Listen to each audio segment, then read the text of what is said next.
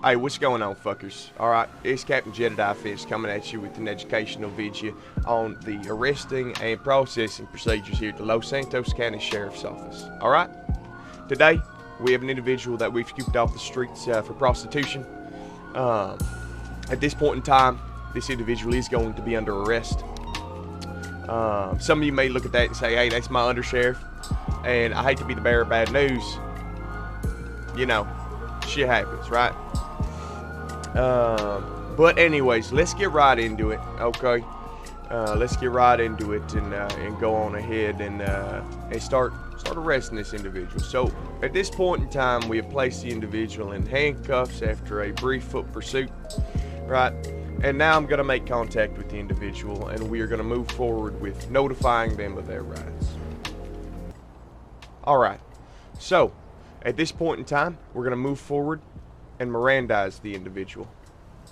You can do this if you're not fully aware of your Miranda rights by thinking about Miranda, which will pull up a card for you to read the Miranda rights directly to your suspect. Ma'am, at this point in time, you're being placed under arrest. You have the right to remain silent. Anything you say can and will be used against you in a court of law. You have the right to talk to a lawyer and have him present with you while you're being questioned. If you cannot afford to hire a lawyer, one will be appointed to represent you before any questioning if you wish. You can decide at any time to exercise these rights, not answer any questions, or make any statements. Do you understand each of these rights I've explained to you? Yes, I do. Having these rights in mind, do you wish to talk to us now? Depends on what you're going to ask. Typical. Okay, so now at this point, in order to alleviate the Miranda warning from our hands, what we are going to do is we're just going to hit our backspace muscle. That's all it is. That Miranda is going to drop down, and now we can take custody of our suspect by using the carry function. Walk over to our cruiser, notify our suspect to watch their head. Ma'am, watch your head. I'm going to be placing the cruiser at this time. Now they have been placed in the vehicle. Once they've been placed in the vehicle, you are able to transport them back to MRPD. We will then take our radio and we will notify dispatch that we are 1015. 1015 means that you are en route to MRPD. 187-1015 to MRPD with 1 times 95 for processing. 1 times 95 for processing means that you have one individual that's been placed under arrest that needs to be processed at MRPD.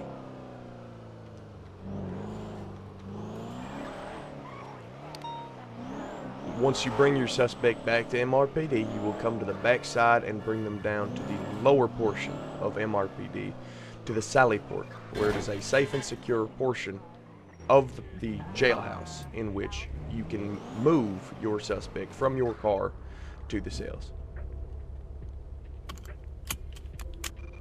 Now that we are back at MRPD, we will remove the suspect from the car.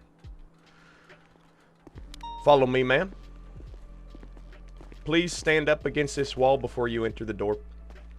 Ma'am, at this point in time, I am going to be searching your persons. Usually suspects are also searched before they're put in the cruisers. However, for the video, obviously, I didn't want to search the suspect because the suspect is going to have a lot of equipment that I can't carry. But at this point in time, notionally, I am going to search the suspect before they are brought into the safe and secure portion of our facility. You can do this by third-eyeing your suspect, searching them, removing all weapons, anything that can be used as a weapon, communication devices, and any drugs, narcotics, or contraband found on the suspect. Legal items outside of communication devices are to be left on your suspect. That being food, money, harnesses, things of that nature, that will be confiscated at the facility once they are sent to Bolingbrook. Okay, ma'am, thank you for your cooperation. Come with me through this door. Alright, ma'am, at this point in time, I will be taking your fingerprints. Please face me. Me face you? Yes, ma'am. I don't want to do that, though. Why don't you want to do that? I don't know. Okay. So in order to take fingerprints from your suspect, what you will need to do at that point in time is have the suspect up against the wall that I'm currently standing on. You need to make sure that their gloves are off and they are ready to be fingerprinted. You can do so by flexing your third eye on the glass and take your suspect's fingerprints.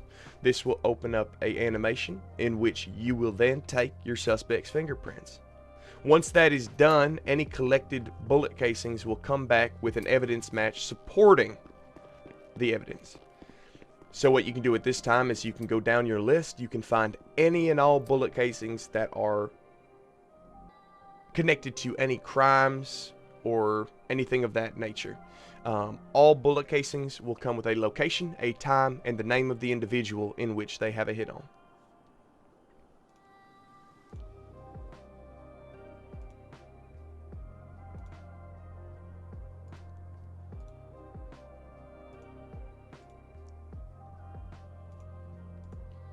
You can also go into your MDT and attempt to find any warrants or investigative reports that are tied to those bullet casings at that date and time.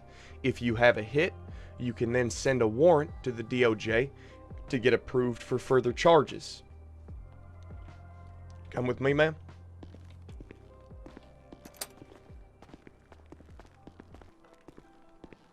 Come right in here. Ma'am, go Looking ahead. up at the ceiling for. Oh, you know, sometimes I like to look up, you know, keep me on my toes. Okay. Ma'am, at this point in time, I will be taking your mugshot. Please put your back on the wall, face the glass, and stay right like you are. Yes, sir. Notify the suspect that you are going to be taking their mugshot. Give them verbal commands in order to ensure they are facing the correct direction. Then you will come into this portion of the facility in which you will third eye the computer and you will take their mugshot. Typically, I will put their name. I don't know how to spell Helms' name because she wants to be difficult. So what I'm going to do is I'm just going to write Helms. Then I'm going to confirm, in which I will populate her name on a board, and she will then have a picture taken of herself that we can use for her mugshot. All pictures are going to look the same and they will be clean. When it's placed into the MDT, everything will be uniform. Now that the mugshot has been taken, we can get back with our suspect and transport them to the cells. All right, ma'am. Thank you very much. Come with me.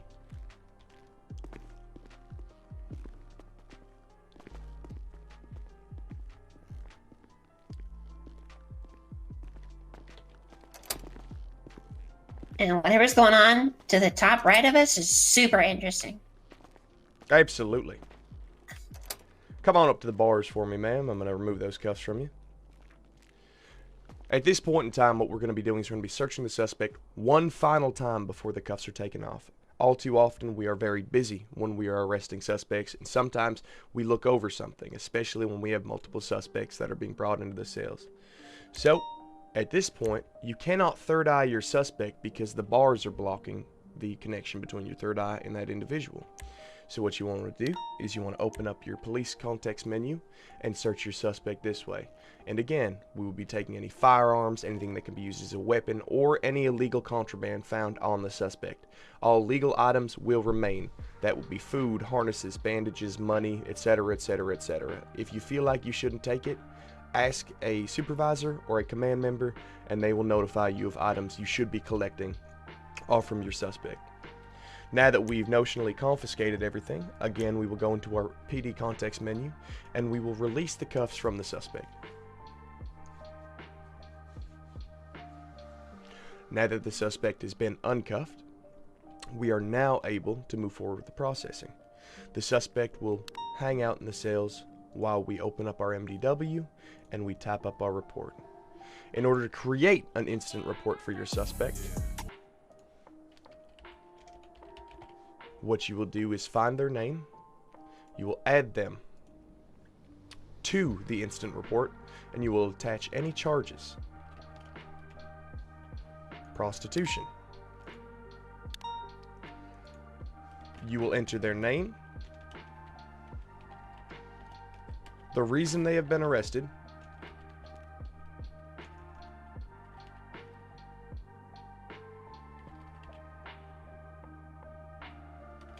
and then the date as well.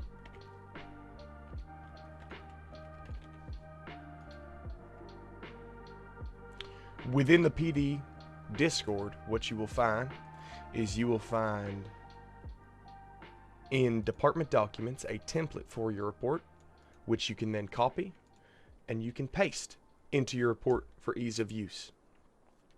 At this point in time, what I like to do with this template saved, the suspect has not pleaded guilty and they have not been processed. So I will make sure everything is unchecked. I will save the report so that if for some reason my head pops or something happens in which I cannot finish this report, I close it on accident. This will be saved so I can continue writing my report at any point in time. If you do not save it and you close your MDT, the report will be deleted unless it is saved. I will now move to Under Sheriff Helms' profile.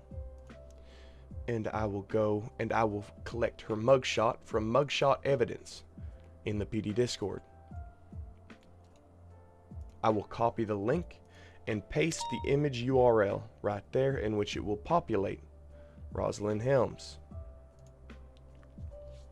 You can see it says the suspect's name, date of birth, and many other things in relation to the suspect on that placard. Now that it's saved, I can go in and write my report. I will give it a time, a place, and my statement.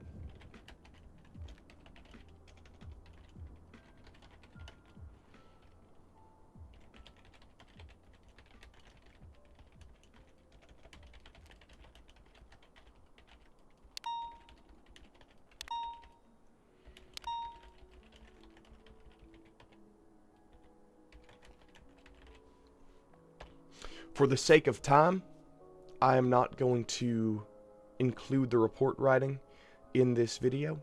However, ensure that when you write your statement, you are speaking in the third person. You are including names, not he, him.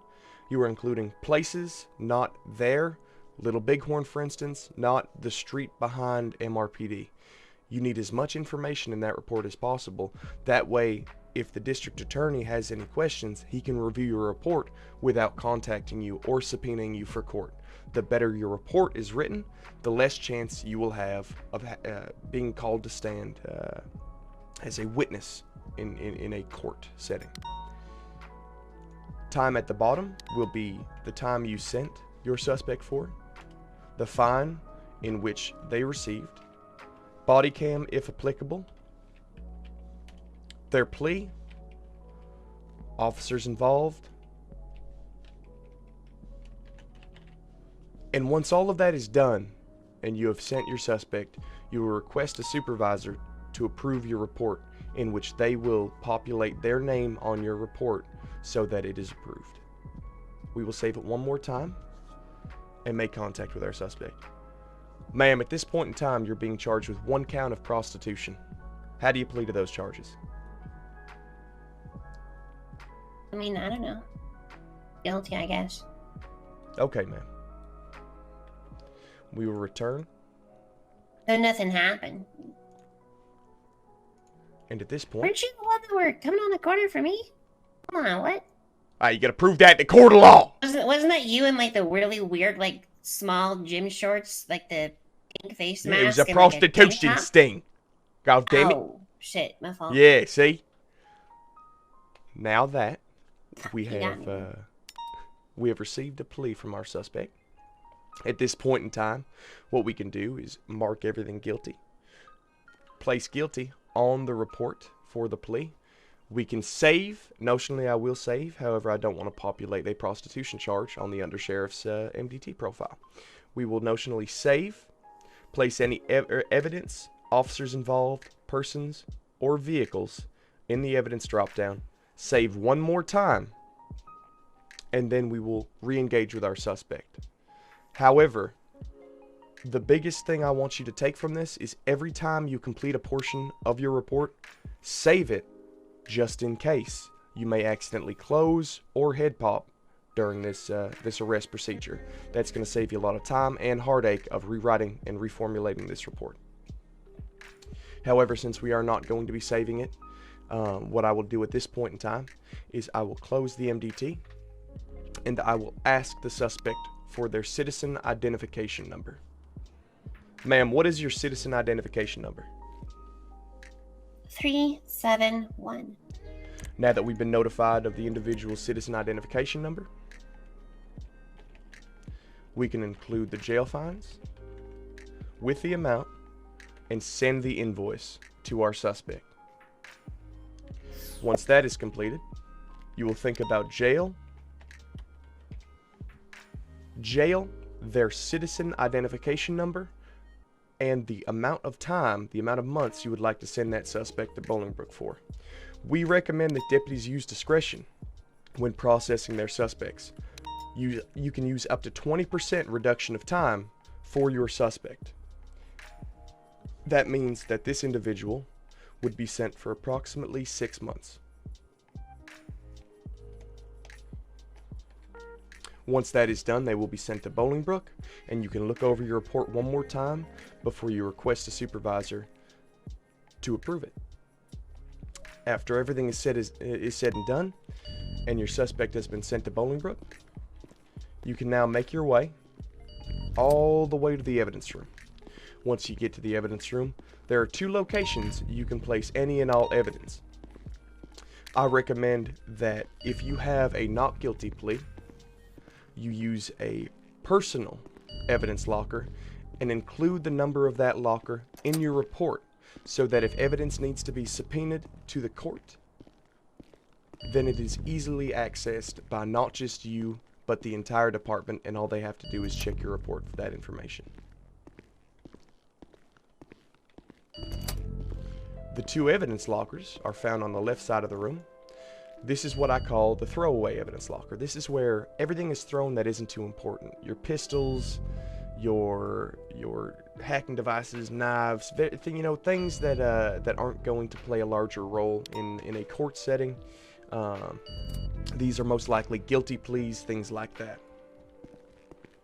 Then on the other side of the room, what you have is personal lockers.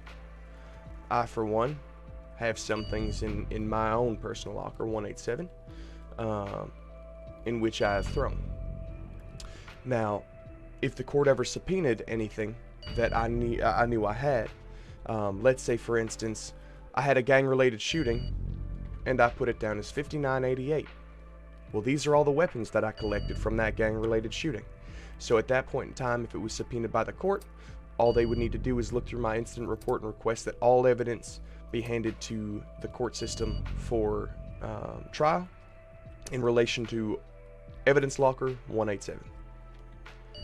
Now that we've placed all of our evidence that we've collected off the suspect in evidence, they've been processed, shipped away, fined for their charges, and we have had our report approved by a supervisor, we are now good to move on to our next situation. I appreciate all of you watching this video and hope that you learned a thing or two. And I will see y'all in the next one.